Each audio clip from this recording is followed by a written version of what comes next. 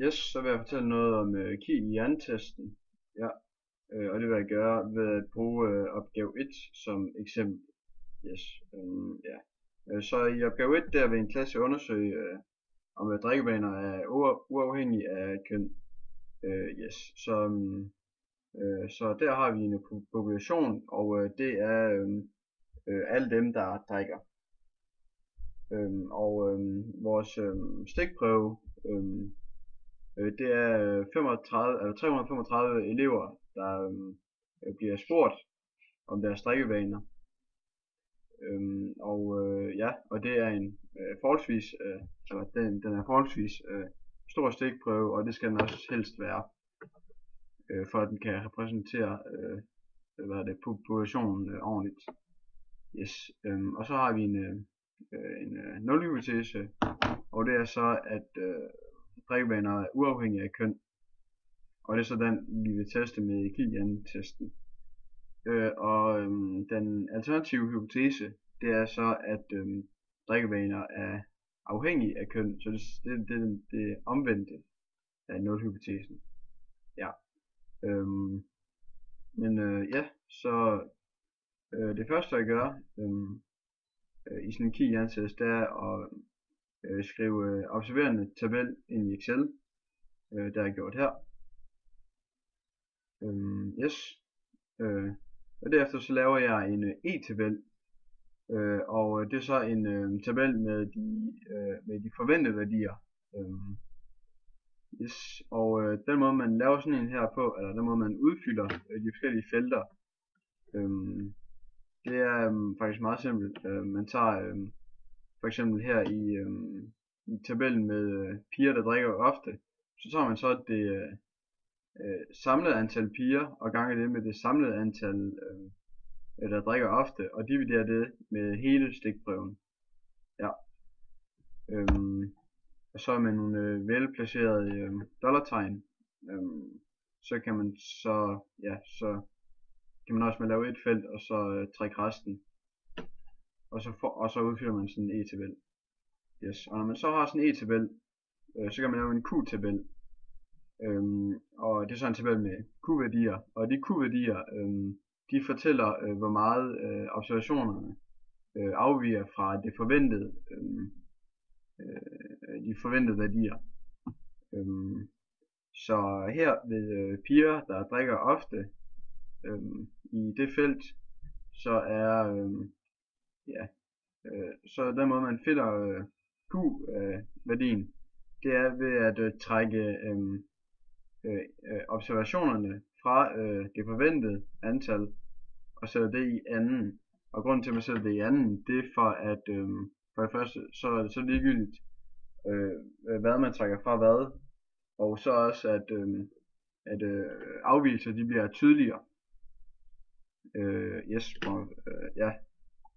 Og så dividerer man det med det forventede antal, for at q-værdien kommer til at passe med resten af undersøgelsen, med resten af KIEN-testen.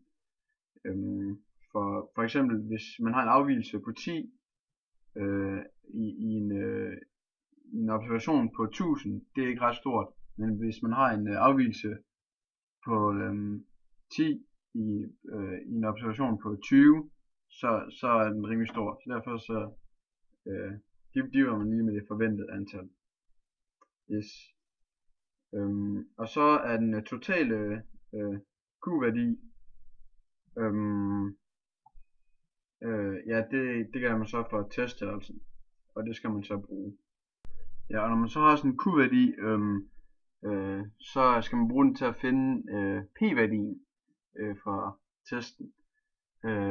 Og p-værdien, det er sandsynlighed for at få den q-værdi.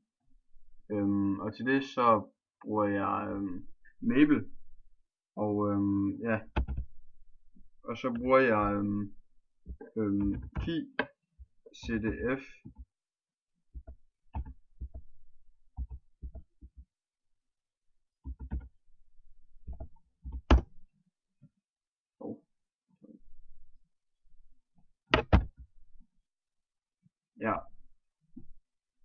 Og til det skal man bruge noget, der hedder frihedsgrader. Og frihedsgrader, det er faktisk meget simpelt.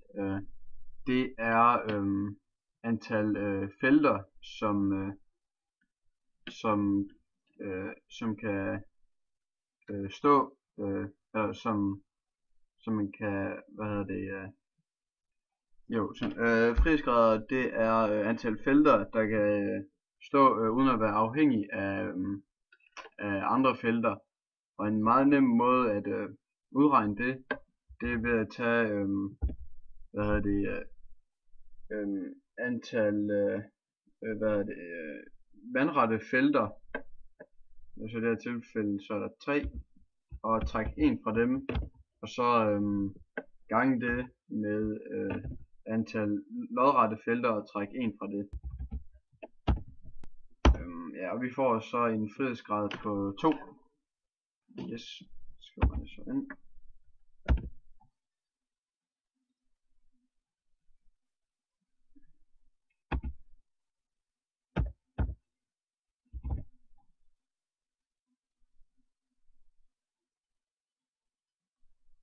Yes.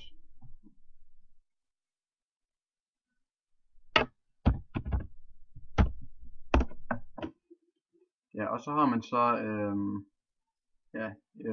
en p-værdi, og det er så sandsynlighed for at få vores q-værdi.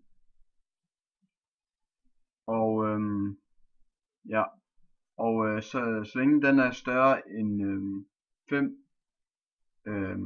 5%, og hvis p-værdien er under 5, så er der belæg for at afkaste nulhypotesen. Men den, i vores tilfælde er den 40% cirka, så den er over 5%, og derfor så kan man beholde nulhypotesen.